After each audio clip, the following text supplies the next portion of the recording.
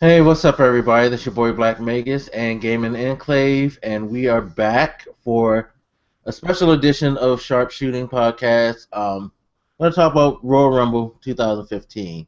Say Our what's up to the first pay-per-view. oh, I don't even want to call it pay per view. Say hello to the people, Pete. Hey, what's going on, guys? Glad to be discussing the Royal Rumble, even though we're not as excited as we thought we'd be. Hopefully, we can still entertain. Yeah, this is as what they call in wrestling going to be a work. We're going to pretend like some of the stuff actually matters, and hopefully it'll go over. We'll go over with the crowd on this, but let's just go head first. Let's just dive right in. Let's talk about the first match. The dark match. Yeah, so New Day versus Kid, Cesaro, and Adam Rose. I'm very bothered by this for two reasons. One, who gives a fuck about this rivalry? Like, really, who really cares about this rivalry?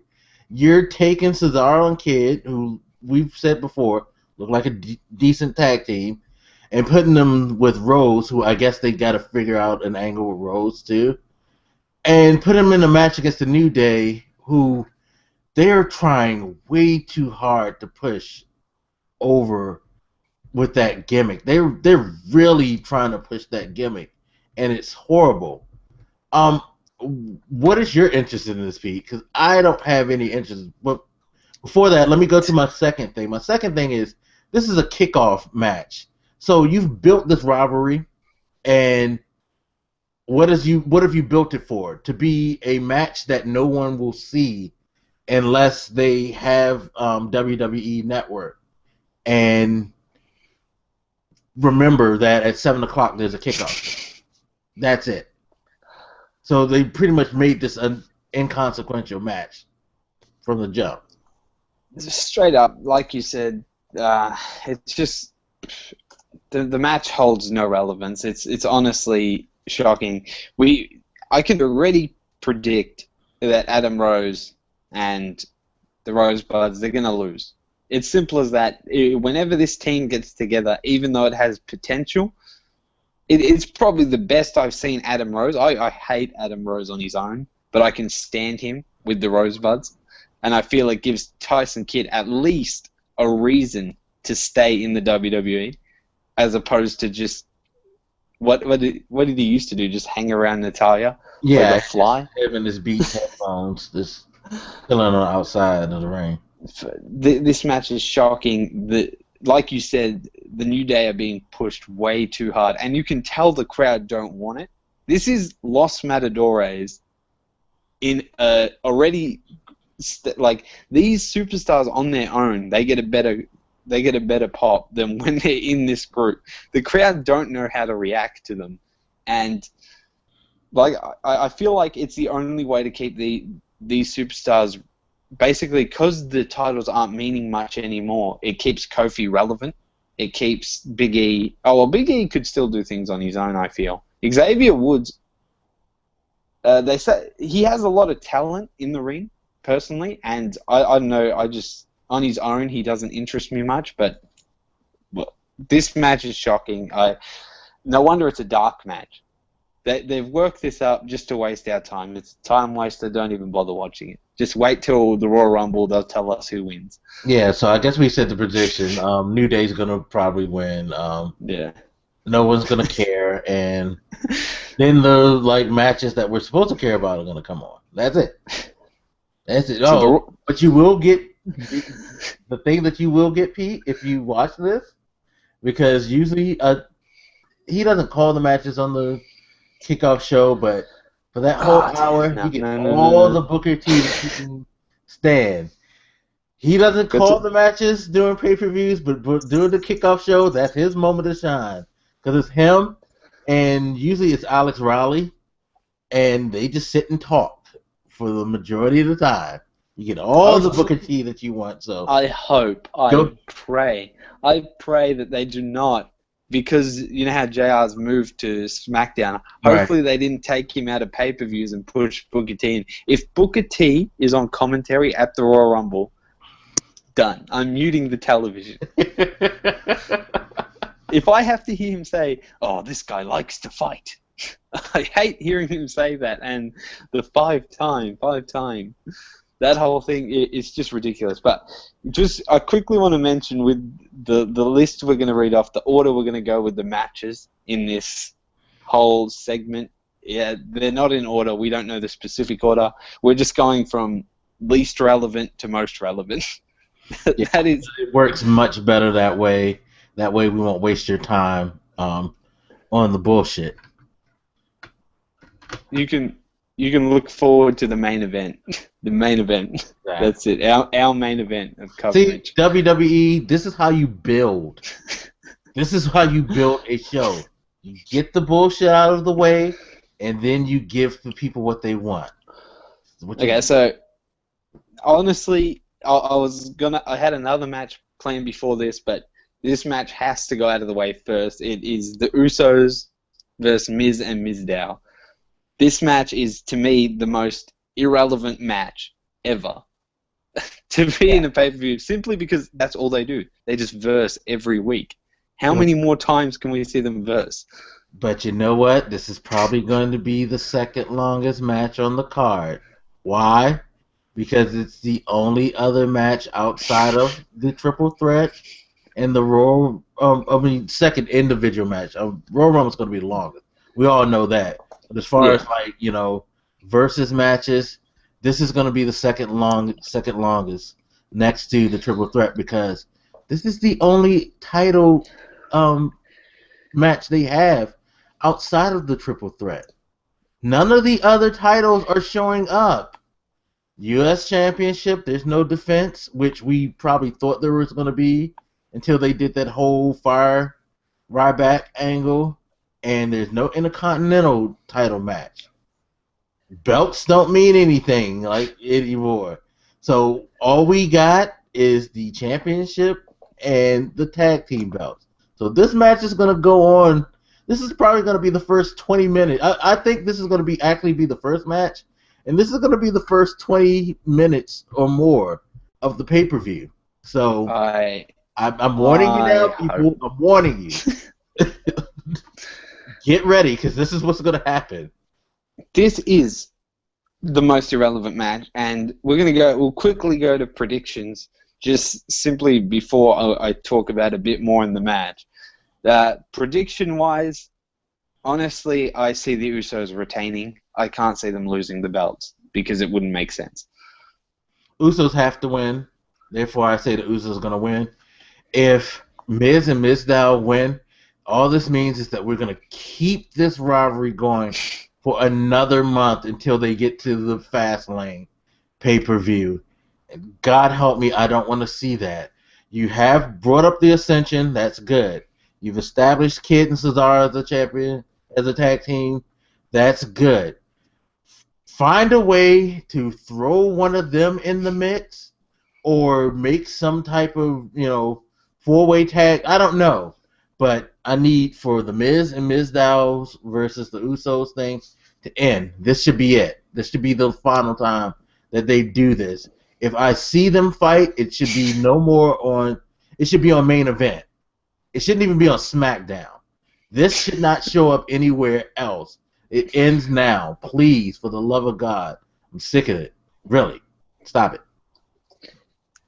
But I just quickly want to mention in this match, I feel this would be the best possible time to break up the Miz and Mizdow.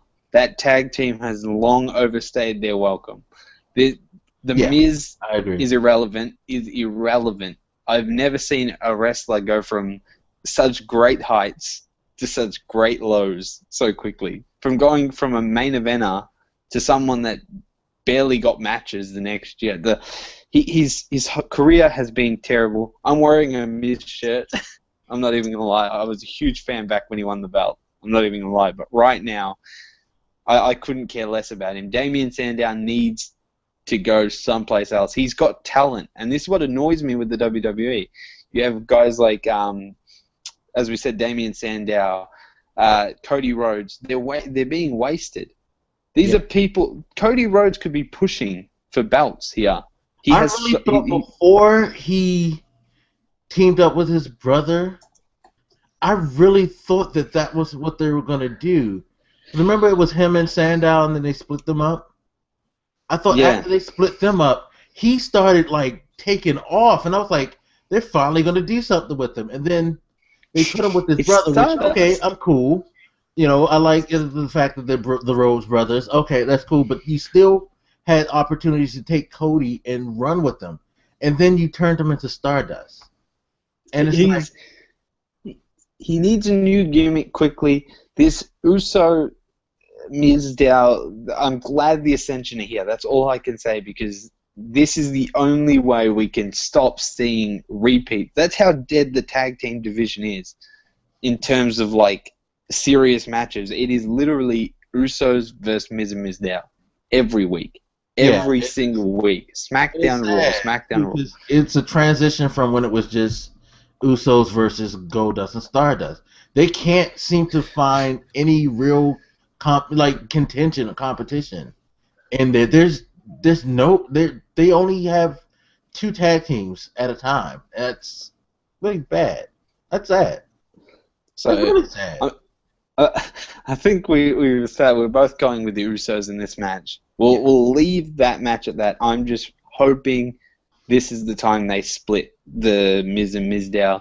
Hopefully, I don't know. I just feel like it's time. So the next match, which is, I guess, I'm happy but not happy at the same time.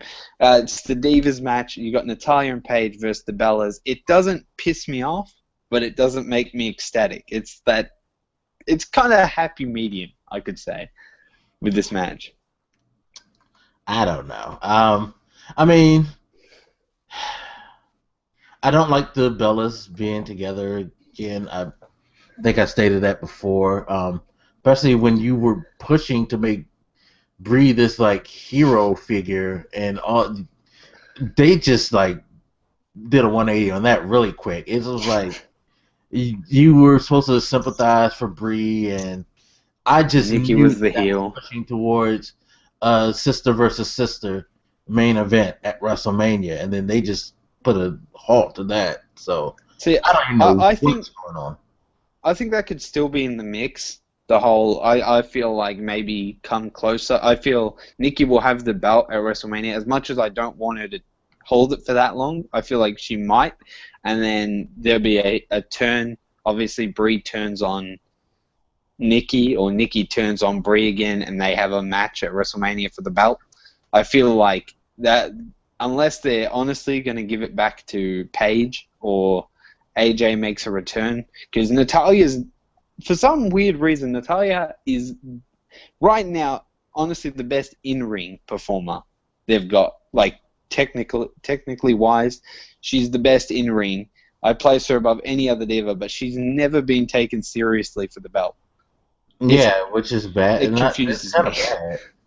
But I think her not being taken serious is just a byproduct of the Divas, the way the Divas is perceived anyway, because they do so many, like, bullshit matches with the Divas division, is that when you have someone that you can take serious out of the pool, you know, that's outside of AJ and Paige, it's hard for them because they've been swimming in, it's just like Naomi. Naomi, I think, should be taken serious, but I don't know how serious she's going to be taken either. I think she is going to have problems just like Natalya, because you've had them in the mix with all of these others who are just totally irrelevant and are just pretty faces that they throw in the ring, that it's hard for people to connect with them. It's hard to connect with Natalya because they don't push her. They've never really pushed her to stand on her own. It's like the same thing with Naomi. They're not really pushing her to stand on her own. They don't have any. The Divas have no individuality outside of Paige and AJ is what I think. It's so true. As I said to you just before we started recording, it's it's sad to see how reliant these divas are on AJ being the champion. It's sad to see that. And this match, this Natalya and Paige versus the Bellas, at least I can say with a great smile, at least Alicia Fox is in the match. That's it. There's at least she didn't get thrown, because like we said in the Raw review, she seems to get thrown into any match they can. Whenever they see a match going anywhere, they're like, oh, you know what diva would be good to get in there? Alicia Fox.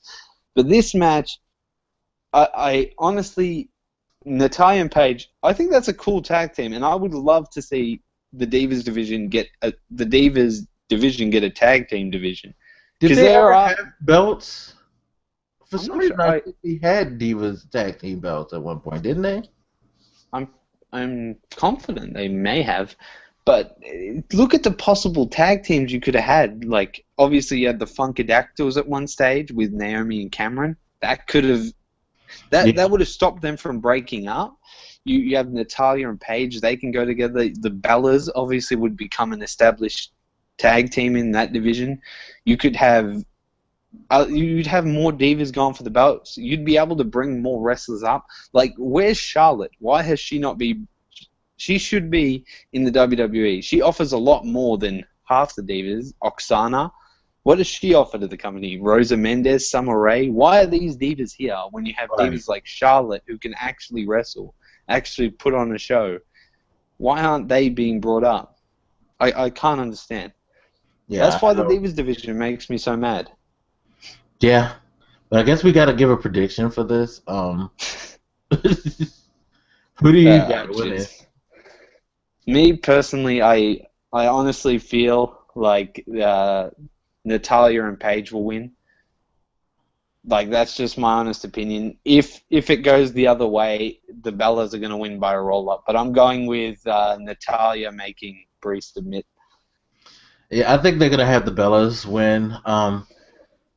And as I think about it, if they are ever going to make a push to put the belt on Brie and have her go back to her face turn, I think them winning helps, because I could see her like pushing Brie out there to take a hit to distract someone, like sacrificing Brie and then stealing a victory type of situation to kind of build some heat between them. So I think they're going to have the Bellas win, because again, like we said, outside of having AJ Lee contend for the title, there's really not that much of a compelling angle in the Divas division, with the exception of you have the Bellas fight each other for the title. It's so true. Yeah. So that's why I think they should win. Like, they should win dirty. Brie should be pissed at Nikki, and then they start that towards WrestleMania, and that's the only other thing I could see them doing to make it somewhat interesting. The only other way you can look at that match in a way that it would upset Nikki is like Brie submits and then Nikki blames her and they go on that sort of streak. But that match isn't, as I said, it isn't the worst. At least they've put some use to some decent divas. Like, at least I'll smile at that divas match. Okay, that's a divas match that they've finally done something that's not the worst. So we'll go to the next match, which could be a squash match, could be a long match, could be a short. I'm tipping a short squash match. The Ascension versus the New Age Outlaws. I'll let you start with this one. What are your thoughts on this match? Well, first, I didn't like the setup, because this match is an example of what I was saying the previous week before this past Raw, where what are they going to do with matches for the pay-per-view? Are they just going to throw something together? Well, yep, they just threw something together. They just took that one segment off of Raw where they had, the Ascension come out and talk smack to the Legends. Then all the Legends got rallied together and, squashed them. they took that and said, okay, now we got a match. This is pay-per-view. Boom. Here we go. Just threw it out there. No heat, no build up, no reason why this is like a huge thing for the Royal Rumble. It's just there because we came up with it a few days before. That's lame. That's unacceptable. Now, as far as going past that, the match itself, it helps the Ascension. It does nothing for New Age Outlaws because they don't. I mean, they're not gonna put the belts back on them. Although, and it's sad because I kind of wish they did wrestle more because when they held the belts, it at least was a little more interesting in the tag team ranks. At least they can wrestle and they have good chemistry. Yeah, but that's sad that you had to bring two 50-year-olds out to like help, bring something to the table. But it's good that they got two people who know how to work in the ring, who can still work well, and can do a good back and forth tag team match. I think that's where it's good, and it gives the Ascension finally a team of note that they can compete against. And I'm gonna say the Ascension is gonna win because if they make them lose to the New Age Outlaws, they might as well just send them back to NXT and don't even bother putting them on the WWE roster, because then you just make them look like ridiculous. You bury the hell out of them, and there's no purpose of them being in WWE at that point. So I don't think there's any way possible that they lose to the New Age Outlaws. I think it should be a squash match, because if it's a struggle type of thing, that doesn't help them either. They got to take them out. They really have to. They have to punish them. Even if it's not a quick match, they have to punish them and show their strengths, their powers, and how good they work together. But at no point should they struggle against the New Age Outlaws, or you just make them a joke, in my opinion. Yeah, from my view on this match, it's simple. The Ascension need a big name. They've been smashing jobbers. They need to crush the New Age Outlaws. A win for the New Age Outlaws, if they do win, which I really don't think they will, does nothing. In fact, it destroys all the hard work you've done getting the Ascension up, getting them basically looked at as a tag team that could potentially, should be pushing for the title, coming to take the tag team division by storm. This needs to be a crush match. I'm going with an Ascension win. I don't think anyone in their right mind will say that the New Age Outlaws are going to win this. If the WWE has any respect for the tag team division, the Ascension will win. Yeah, if there was That's ever all I can say. to have a quick, weak match, this is it. You need the Ascension to just dominate and dominate fast, or else you have our approval for a squash match. Yeah, exactly. So that match, I'm actually, to be straight with you, I'm actually kind of looking forward to that because I do like seeing the Ascension wrestle, and I think that New Age Outlaws, because both tag teams have good chemistry, and I feel like it's just going to work out well. It's going to play out well. This is a lot better than. Look at this match. This match means nothing in the the title tag team division. This is just two tag teams coming together. The storyline was short, but it works. And you had the Usos and Miz and Mizdow. I couldn't care less, and that's for the belt. Yeah, and I care more about this match. Yeah, you know what? You're right. This is actually more compelling matchup than the championship matchup, and it's a matchup between two teams that, I mean, in a way, it kind of makes me wish that this was something that was building for a long time.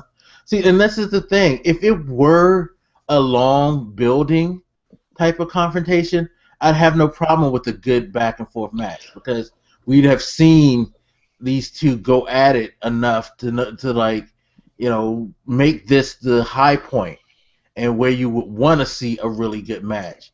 If they would have worked it like that from weeks ago, I would have been fine with it. Now it needs to be a squash match. But these are the type of matches that we need to see in the tag team division. This is a really good matchup. It's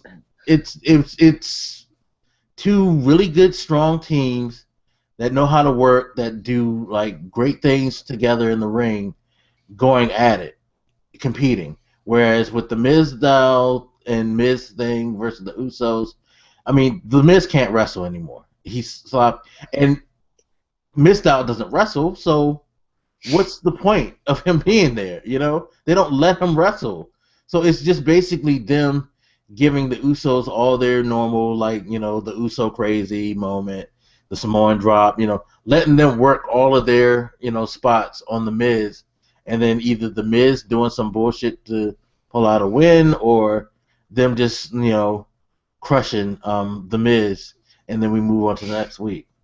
That's it. Like, we'll leave it. I think we'll leave that match simply by saying we care more about the Ascension and the New Age Outlaws than the tag team title match, and we'll move on to probably the the match I think we'll talk longest about, which is obviously the longest match in this whole show. It's going to be the Royal Rumble. I personally think this is the second most important match, not the most important match at the Rumble, but still obviously one that everyone's excited for. The reason most people buy the pay-per-view is simply for the randomness of who comes out. Right. You may hate most superstars that are going to be in there, but it's still exciting seeing like random superstars. Like, obviously you have your jobbers, your mid-cards, your legends come out, returnees, and we're going to start. Obviously, I want to get your opinions on this year's Royal Rumble, because I feel like it's just going to be a cluster of just superstars. I've never been in a spot where I can't really predict exactly who's going to win. Like, usually I have a general idea. I can pin it down to 2 or 3 people. But this year, I'm all over the place. Yeah, no, you said it. It is a cluster. It is a clusterfuck, and it's a good thing because it's been a while. Like, last year, the writing was all over the wall. They brought back Batista for a reason. So you knew Batista was going to get it because that's what they were pushing for. You know what I mean? The years The Rock came back, you knew like he was going to be in the mix for it because they wanted The Rock. You know, stuff like that. You just knew, you know, what was going to happen in a lot of the more recent ones. This year, I don't really know. I mean, we thought we did. I thought I did. I really felt like this was going to be the Roman Reigns like run to, you know, WrestleMania, the main event. But now you have so many people that the crowd is pushing for, and that, you know, you have a lot of backing for. Like Daniel Bryan, when he first came back, like, if you would have saw that match, his first match, you would have been like, my God, this guy never. It's like he never left. The crowd. He's been gone for 8 months. Yeah, 8 months, and he has not become irrelevant. Gets the huge pop. Everybody, as soon as his music struck, the crowd erupted. Everybody screaming, yes. During the match, it's like beat for beat. Everything that happened in 2014 with Daniel Bryan, when he made that run, it's the same thing. He's still huge, so he has a chance. They're pushing Roman Reigns like hell to be the next big thing. He has a chance. You know, the wild cards are even more compelling. You don't know. They could throw Bray Wyatt in there because Bray Wyatt does such a great job in matches. I wouldn't mind seeing him in the main event. Him in the main event, WrestleMania, that would be brilliant. He can work with anybody and make that match really compelling. His WrestleMania matches against Cena, you know, that was the best I've seen Cena ever. So putting Bray Wyatt in the main event, I can go with that. Dean Ambrose works his ass off. I could see him, you know, going to the main event. It's a lot, and then you have the return people who possibly return that they could throw it. What if Randy Orton comes back? They might want to throw him in there because then you know how they love to put Randy Orton in the mix. You know, I don't know who's going to win this. I really don't. Yeah, it's literally all over the place. I don't know what just happened there. Something happened with the call and dropped me out. Like, It's true. no joke. But it's cool that it kept going and we didn't have to restart because this has actually been pretty good discussion. So I quickly wanted to discuss, before we get on to who we think will win, there's two things I want to discuss.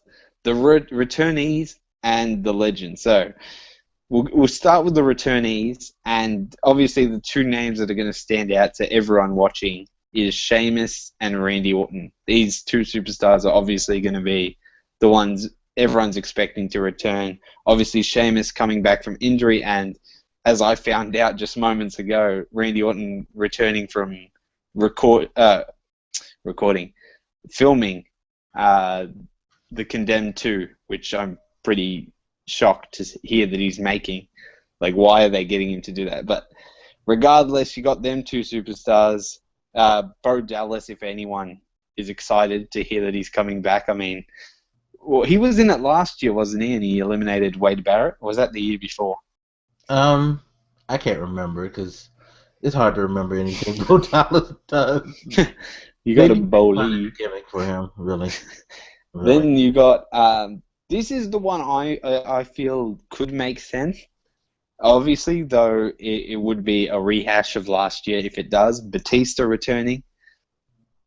Again, if he returns in the Royal Rumble, it's kind of like, oh, you're doing what you did last year. But another name in the hat, obviously, rumored superstars as well. I've read recently that the Dudley Boys being touted to return. I really doubt that. Can I just say that? I really, really doubt that. Have you heard of any potential returnees in terms of superstars? As far as I thought, they were happy in TNA. Yeah, if they showed up, that would throw me for a loop. I mean, yeah, that would be very weird just to see them, and especially since they don't work together anymore, and it would be kind of to see the Dudleys back would be so odd because you know, Bully Ray, not Bubba Ray, is a totally different wrestler than he was before. So I don't know where that would be weird. Actually, you know what would be even weirder though? What if Kurt Angle? That would be crazy. Though. I'm not gonna lie. That would be hilarious. That would be very hilarious. Yeah, like no joke. I'm not even gonna lie. That's a swing straight out the park. Like it's so off left field that it makes no sense for these people to return. But we'll just stick with the obvious one, Sheamus, Randy Orton. I guess the exceptions of Batista and Bo Dallas. You can kind of say Daniel Bryan's returning at the Rumble in a sense because that's what he hyped it up as. Obviously, that's gone south after he's had a few matches on Raw. But now we're going to discuss the legends, and let's make this clear. Booker T is not going in this Rumble. He's not going in. I refuse. If his music hits, if he's not on commentary and his music hits, I'm done. I'm done. You don't want to see the Spinneroonie? No, I don't want to see this video. Can he even do the Spinneroonie anymore? But like I said pre-show, I really feel Kevin Nash will be coming in. You didn't like this. Don't see it, and I don't. I actually see X-Pac before I see Kevin Nash. I can see X-Pac, jump in there. Sure. Kevin Nash can't move. That would be kind of embarrassing to me if they put Kevin Nash. Although I guess it could be any worse than if it was Scott Hall. So, um, You've got the other worst case scenario of a legend going in, and that's Hulk Hogan. I knew you were gonna say that. That's why my face tightened because I was like, "Don't say it." If I hear that music, I will turn the fuck off. I don't think I'd finish watching the match because I'd be done. Because Tonight's that. he would have to eliminate a couple of people before he gets eliminated, and that's unacceptable. That is fucking unacceptable. Hulk Hogan better not put Ric Flair in. If you want to put Ric Flair. The old man, he could barely get to the ring. He got knocked out punch. He's probably not going to recover in time. I don't care. If I had a choice, put Ric Flair. Please don't. I would rather see Ric Flair without his shirt. My God. Horrible thought, I know. But I would rather see him than see Hulk Hogan. You wouldn't want them saggy titties ever. Let's be real here. Hulk Hogan, if he was, he's going to eliminate someone of importance. I guarantee it. And because he wouldn't allow himself to be in such a big event and not do something big. That's why no, he can't. Fuck him. He can't. Fuck. We're just. That's the spirit. That is the spirit. But let's just say we'll move from there. Now we can get down to the nitty gritty. We'll go our final four predictions and then our overall winner prediction. I think that's the best way to go about it. Final four. Gee. See, and this is where it becomes very, very weird. Because, like I said, Roman Reigns has been the guy they've been pushing. Daniel Bryan is huge. I feel like Daniel Bryan and Roman Reigns both can't be in the Final Four. I don't think they would allow that. My worst thought is that Daniel Bryan will get eliminated by Kane before then, so they can continue building that whole rivalry, saying, "Yo, you cheated me of my opportunity, Kane. Let's fight at the next pay-per-view." I really feel like that's a scenario that could actually happen, to be quite honest. But I do think Roman Reigns is going to make it to the Final Four. I do think Big Show is going to make it to the Final Four as well. It's always there's always like a wild card. Underdog, a complete underdog. Because wasn't Roman Reigns in the Final Four last year? Yeah, he ended up getting he was the wild eliminated. card last year. Nobody really thought Roman Reigns was going to do that. He got eliminated by Batista. Yeah. And everyone was just pissed. See, I have I don't know. I feel like Roman Reigns and Daniel Bryan will both be in the Final Four. Like, it's going to be hard to pitch simply because it's two massive faces. Yeah. I don't know if that, like, them being in the Final Four will mean they'll come in contact with each other. I think one might get eliminated through one of the other four. In the Final Four, though, if not Daniel Bryan, if they go with that whole pitch with Kane, or if not Roman Reigns and they get him eliminated by the Big Show, or the Big Show like knocks out punches him after he gets eliminated, he comes in, does the knockout punch, someone eliminates Roman Reigns. Randy Orton is someone I see, if he makes a return, it's going to be something of impact, and he will be in the Final Four. Though, yeah, I can see that.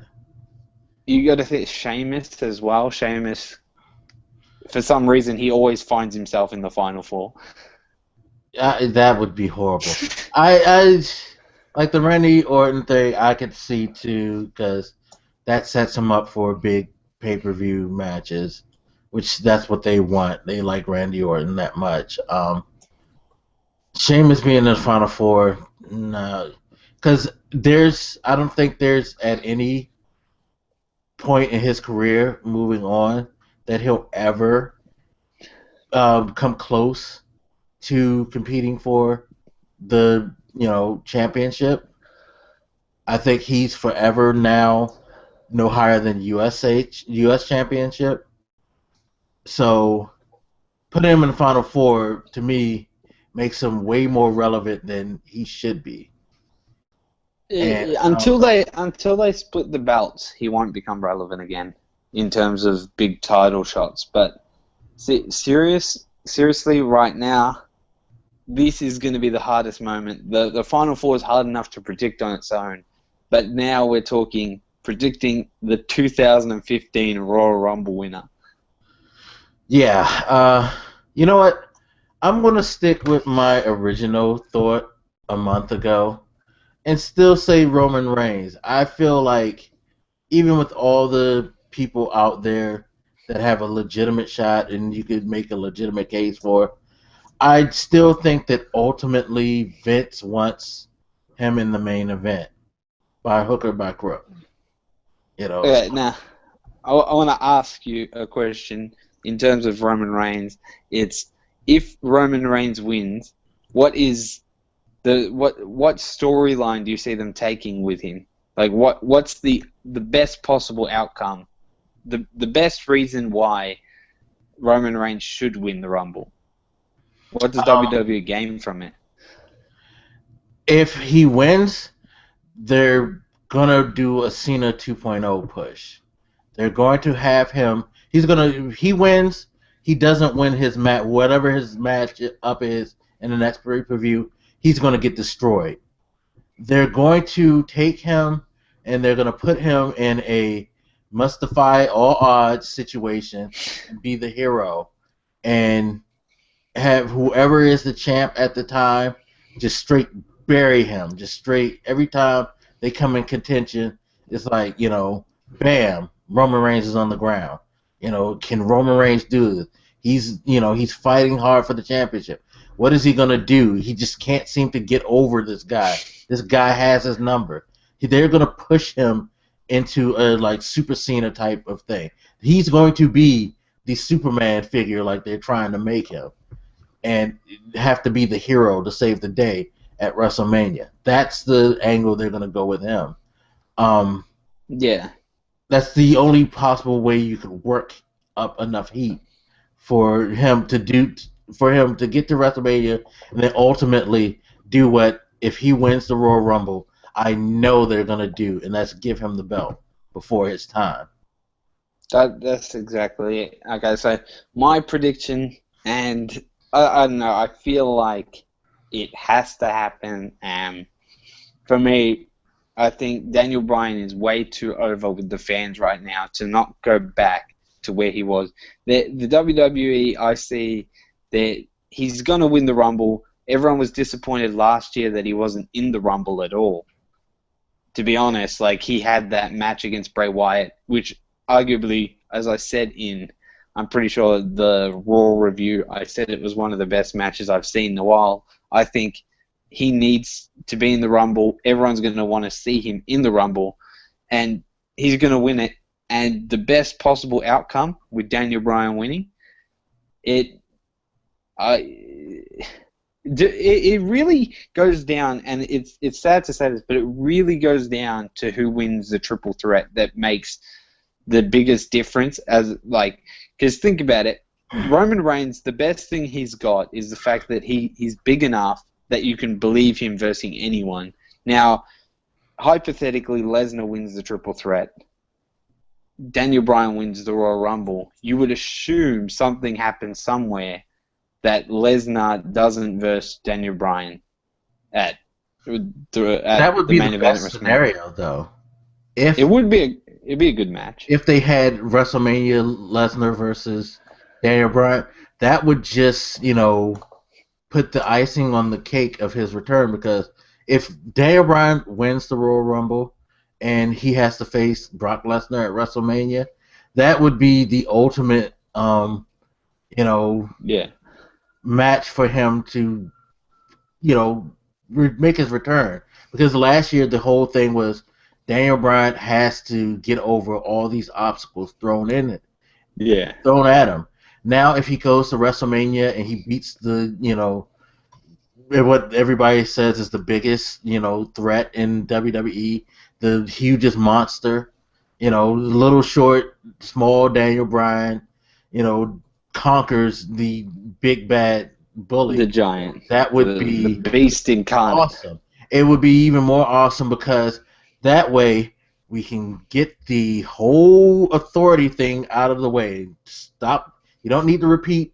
He has to fight through the authority and all of their tricks anymore. You have a compelling enough matchup with Brock Lesnar that you don't need to throw the authority angle back in the mix. So that would be cool for him. And even if it was an authority thing, Seth Rollins is the perfect heel to go against if he was to win, because Seth Rollins, does a great job at being a heel, and those two together would be a phenomenal match. So Look, the only way it doesn't work is if Cena has the belt.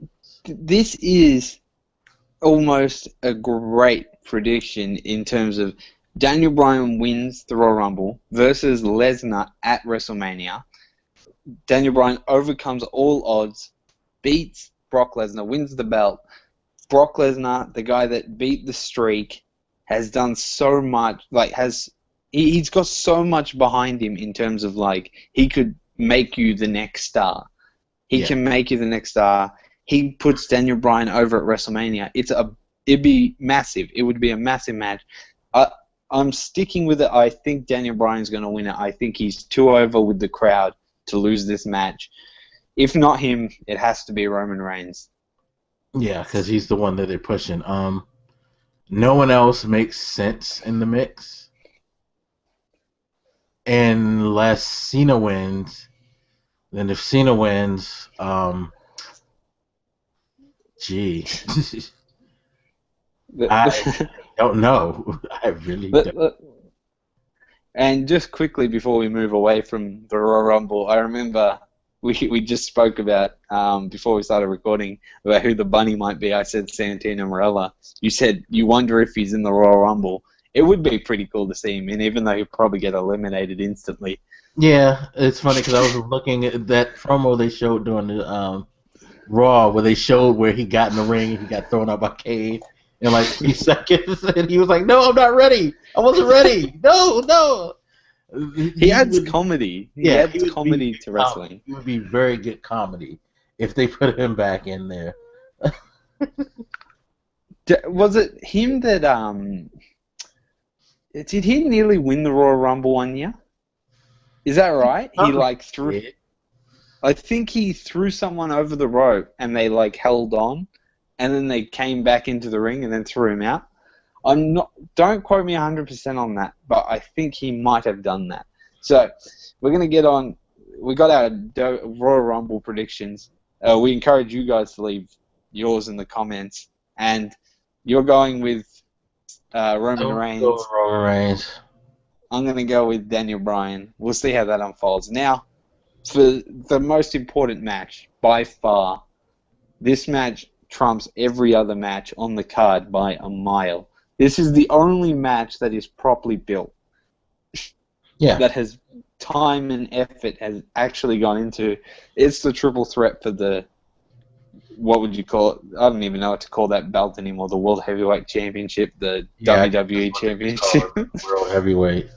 Yeah, it's the like Undisputed WWF Championship. World Heavyweight is such a long, ridiculous name. Seth Rollins versus Brock Lesnar versus John Cena. I can already tell this match is going to start with Seth Rollins and Brock Lesnar teaming up against Cena, or Cena and Brock Lesnar teaming up against Seth Rollins, something like that. And then basically one of them sitting out of the match for a while and then coming back in. It's just a big cluster match. It's going to be really entertaining, in my opinion. I'm actually really looking forward to this match. Yeah, it's funny because when they first set it up, I was just like, no. But what they've done over the past few weeks to build towards it made me want to watch it now. And I have to say that's a really good job. I have a suspicion that, and now that I'm saying this, I know why this works so well and why it's now become something that's interesting. And that's Paul Heyman. if Paul Heyman is involved in the situation, and I think it's also Triple H as well. I think they both got together and they worked this together. But Paul Heyman, when his hands is in the middle of something, it tends to come out gold. Because I think of all the matches that CM Punk had when Paul Heyman was with him, like the CM Punk versus Ryback stuff. Ryback should never have been in that match, but it worked, and I think that's credit to Paul Heyman. What else? CM Punk versus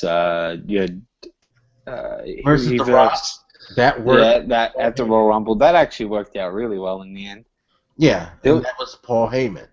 You know that he has the ability of He has a working. way with words Yeah, that he can make you care about a superstar, even if that superstar is not that compelling. It's hard to say simply because the two I'm picturing him with, CM Punk, he was already established on his own. Brock Lesnar, it's fair to say that he would be nothing in the WWE without Paul Heyman. Brock Lesnar on his own, besides his size, his voice is terrible. So it helps having someone like Paul Heyman being able to talk on your behalf, hype the crowd up, hype you up, get you in a position that makes you look good. And this triple threat has been built almost perfectly. Almost. The only thing lacking from this is that, okay, you got Seth Rollins has been built well in this, as in he's scared to be going against Brock Lesnar. You've built Brock Lesnar as a beast, but John Cena sort of feels like they haven't done too much with him. yeah. Well, you're supposed to care because it's John Cena. I guess, but it would have been nice if they did a little bit with him just to fully cement this triple threat. But as I said, it's still miles above all the other matches on the card. And how are we going to discuss this? How can we best discuss this to justify the match? I mean, the Do we title do we itself kind of helps. Um, the best way I could frame this is that having Seth Rollins have be Mr. Money in the Bank as well adds a bit to it because where are you going to go with the finish? And it also leaves something out there for the aftermath because, like we've discussed before, how it's possible Brock beats Cena and then Seth cashes in and steals a win type of scenario. Like Seth can cash in at any point and steal a win at Royal Rumble and go main event WrestleMania. But even if he doesn't cash in, you still got to wonder when is it coming, so he could do it at WrestleMania. You know? the best way to describe this triple threat is it's either going to be Plan A or Plan B. Yeah. I think that is the best words you can use to describe it. I feel like if ever there's a time to cash in, if ever there's a time to make at least an effort to show that he's about to cash in or something, this is the time it has to happen. And this match, you can already feel that something like John Cena FU Seth Rollins and then Brock Lesnar F5's John Cena, that sort of thing's going to be going on. Honestly, the rules of a triple threat match, I'm pretty sure, include no disqualification. So J&J Security will probably get involved at some stage. The Big Show will get involved. Kane will get involved. There'll be a whole lot going on to keep this match relevant. And like we've been saying, the Money in the Bank briefcase is looking like the most important thing. I'm not even focusing on the belt right now. No. I'm focusing on that briefcase. Yeah, because we got to find out where is it going, where are we going with this, because it can change everything in the match. It can change completely. It definitely changes the importance of the match. It actually, in a way, it kind of diminished the match itself and heightens the finish. So I think that's one of the reasons why I'm excited, because I want to know how are they going to end this? What's the final move in all of this? That's what's got me really hyped. And when Seth Rollins, when he curb stomped both of them, before that speech he gave before, when he talked about the briefcase and did the whole Plan A, Plan B thing, that really got me excited to see if he's gonna do it and if he's gonna end up taking the title, by nefarious means, because that could happen. Yeah, That could be one of the better cash-ins that I've seen in years. that is it. That should be the title of this podcast. Royal Rumble predictions: Plan A or Plan B. Swear to God, that's almost perfect. But literally, now. This match, we'll go straight to predictions. I want to throw one more thing out before I tell you the prediction of this match, and it's going back to the Royal Rumble. Does Sting appear in the Royal Rumble? It's a good question. Now, Sting's not going to appear in the Royal Rumble. Does Sting appear in the main event? Now that I can't say. I hope not.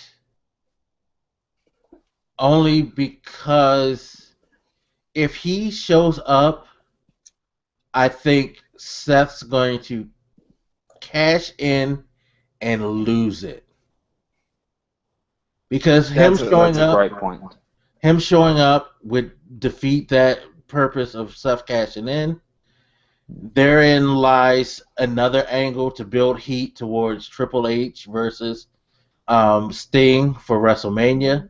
Yeah. Because by then that would set Triple H off, because his main star would have had his opportunity squashed by the thorn in the side. And the thorn in the side, I mean, in a way, that sets it works. It works well. Yeah, it works well.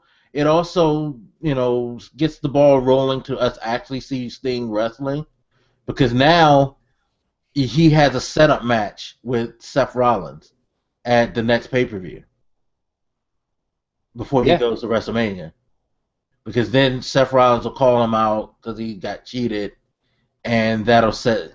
So it could set off an interesting set of events that could end up being very entertaining. That being said, I don't want that to happen, because I need that cash in to have more weight. I need it for when Seth cashes in, he gets that belt. That's it. That is the easiest way to put it. Seth has carried the belt for too long to lose this. That's simply put. And in terms of winners in this match, I'm gonna go like this. This is my honest thoughts. Brock Lesnar wins the triple threat, and then Seth Rollins goes to cash in. Sting appears. He doesn't cash in. Yeah, that would work. That's my overall thoughts. Yeah, if he goes to cash in, but then Sting interrupts, and it'll be just like how it was in Night of Champions, where he just doesn't do it. He just nope, I'm gone. I'm out of here. And then that can still build that heat with Triple H coming out on Raw and be like, okay, I'm tired of you, Sting. You've interrupted and interfered enough, blah, blah, blah, blah, blah. It's me and you. And then that could push that match. It keeps Seth Rollins, it could build a Seth Rollins Sting feud as well. Like, every time I go to cash in, you keep blocking me. The only way to get you out of the way is to deal with you at this upcoming pay-per-view. Yeah, and then that can be the setup match. And then Sting beats Seth Rollins, and then Triple H is like, okay, looks like I'm going to have to take care of this myself, because I feel like Triple H must be at WrestleMania, not because I want it, but because that's what Triple H is going to want. I can't remember the last time Triple H wasn't at WrestleMania. To be honest, though, I actually don't mind seeing him get in the ring and do a bit of wrestling. He's still he's good, pretty decent. More importantly, when Triple H does an intro to WrestleMania, my God, those things are amazing. So yeah, I want to see him come back with the skull and the girls carrying him to the ring and all of that. That's fine That's with me. insane. That was one of the dopest intros I've ever seen in my life. And I can already tell Sting would have a good... Yeah. Yeah, Overall... because did you notice on Raw they had him with the new jacket? Yeah. That jacket looked sick. I like Let that. me say, that's the prediction I'm going for, and I think that is the best possible prediction that I can think of off the top of my head. Brock Lesnar wins the triple threat. Rollins goes to cash in. Sting interferes. Sting versus Seth Rollins at the next pay-per-view.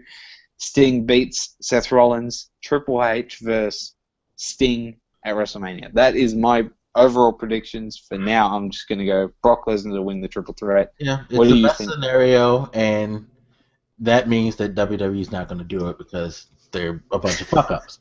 All I right, so do think Brock is going to win. I I don't think. Okay, this is where my prediction. See, my prediction for this match is predicated off of the Royal Rumble itself. That's the thing. And I'm curious if they're going to put the Royal Rumble on before they put this. I hope they do. That would make me feel a little better, so I'll have like a lot more confidence in what I'm about to say. But this is the thing: if Roman Reigns wins the championship, Brock wins the match, Seth cashes in, and he wins the belt, and it's going to be Roman versus Seth in the main event that's at good. That's a WrestleMania. good one. If Daniel Bryan wins, Brock wins, and then your whole scenario plays out the way it's going to play out. Because Brock versus Daniel Bryan is the better matchup than, Daniel Bryan versus Seth Rollins at But this moment. we've got to think outside the box in terms of what does WWE do if Cena wins? Because there's no real direction I can see happening besides... If Cena wins, then it's for sure Roman Reigns wins. There's not without 100% doubt in my mind that Cena wins. Roman Reigns is going there, and they're going to have that match right there. Didn't they go with the whole John Cena saying he owes Daniel Bryan a match? Yeah. They might try and repitch that if Cena wins, but you got to think, okay, Cena wins, Brock Lesnar's gonna obviously want his rematch. They're gonna have another John Cena Brock Lesnar match. That will stop. I honestly feel, like you said, you actually said this a while ago in the podcast that, and I've been hearing rumors of it lately. John Cena versus Rusev for the US Championship at WrestleMania.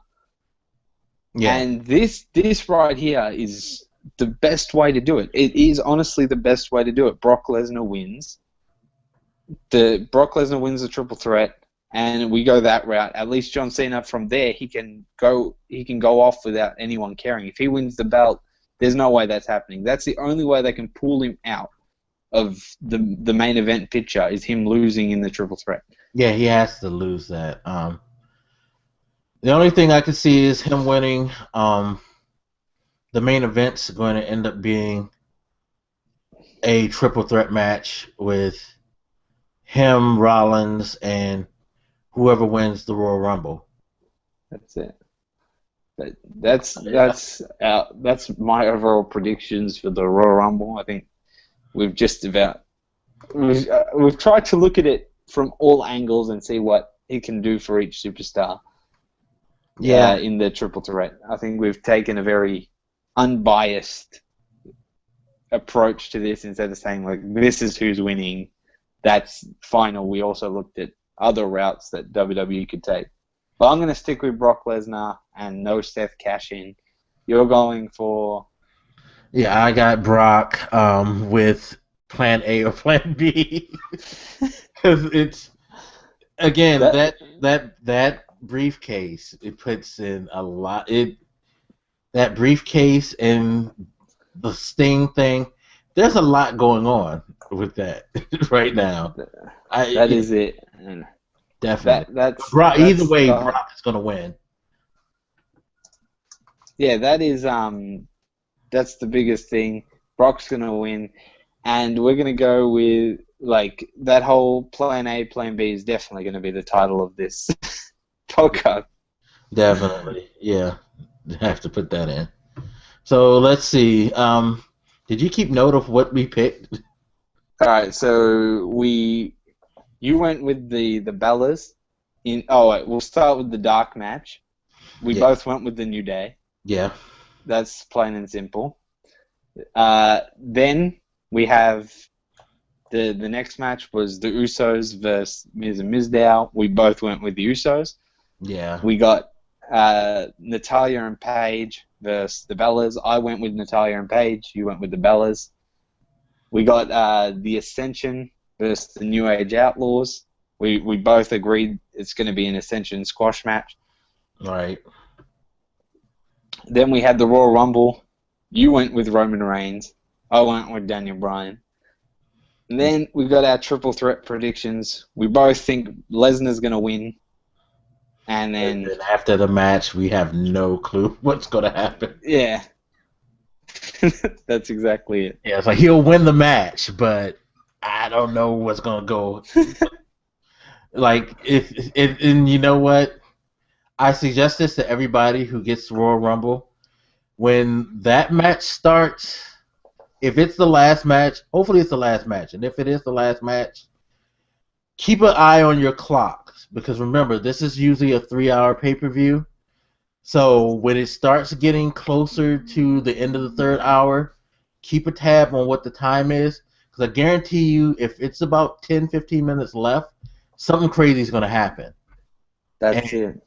you know, so just see how much time, because they got to like do something like a crazy finish, and they're going to need time for that crazy finish. If it's 10 minutes or more, Seth's cashing in and they're having a match. And it's not going to be like a quick, like steal the belt. He's going to actually wrestle, somebody.